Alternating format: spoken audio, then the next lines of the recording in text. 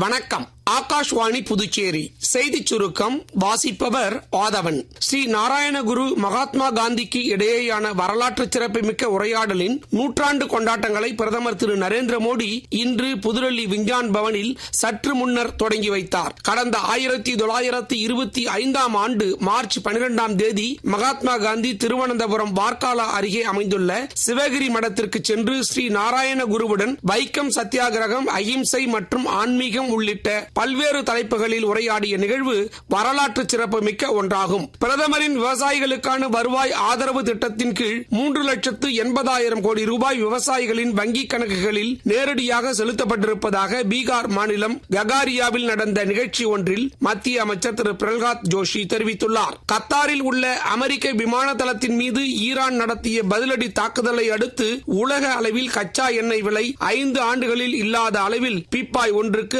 $5 குறைந்துள்ளது. அரியாங்குப்பம் மணவெளி தொகுதி அரியாங்குப்பம் கொம்யூன் பஞ்சாயத்து சார்பில் தானாம்பாளையம் கிராமத்தில் உள்ள மூகாம்பிகை நகரில் சட்டமன்ற உறுப்பினர் தொகுதி மேம்பாட்டு நிதியிலிருந்து 21,65,281 ரூபாய் மதிப்பீட்டில் தார் சாலை அமைத்தல் உள்ளிட்ட பல்வேறு திட்ட பணிகளுக்கு புதுச்சேரி சட்டப்பேரவைத் தலைவர் திரு செல்வம் பூமி பூஜை செய்து தொடங்கி வைத்தார். புதுச்சேரிக்கு தனி மாநில தகுதி கோரி சட்டமன்ற உறுப்பினர் திரு நேரு தலைமையில் அனைத்து அமைப்பு சமுதாய இயக்க தலைவர்கள் மற்றும் சமூக ஆர்வலர்கள் உள்ளிட்ட 200 பேர் புதுச்சேரி தொடர்வண்டி நிலையத்திலிருந்து நாளை புதன்கிழமை காலை புதுச்சேரியிலிருந்து டெல்லி செல்லும் ரயிலில் புறப்பட்டு செல்கின்றனர். டெல்லியில் வரும் 27ஆம் தேதி வெள்ளிக்கிழமை ஜந்தர் மந்தரில் புதுச்சேரிக்கு மாநில தகுதி கோரி அமைதியான முறையில் முழக்கம் எழுப்பி போராட்டத்தில் அனைவரும் பங்கேற்க உள்ளனர். பின்னர் உள்துறை அமைச்சர் உள்ளிட்ட அனைத்து கட்சி தலைவர்களையும் மற்றும் மத்திய உள்துறை செயலரையும் சந்தித்து தனி மாநில தகுதி கோரி மனு அளித்து அழுத்தம் அளிக்க உள்ளனர். வேலூரில் 198 கோடி ரூபாய் மதிப்பில் கட்டப்பட்டுள்ள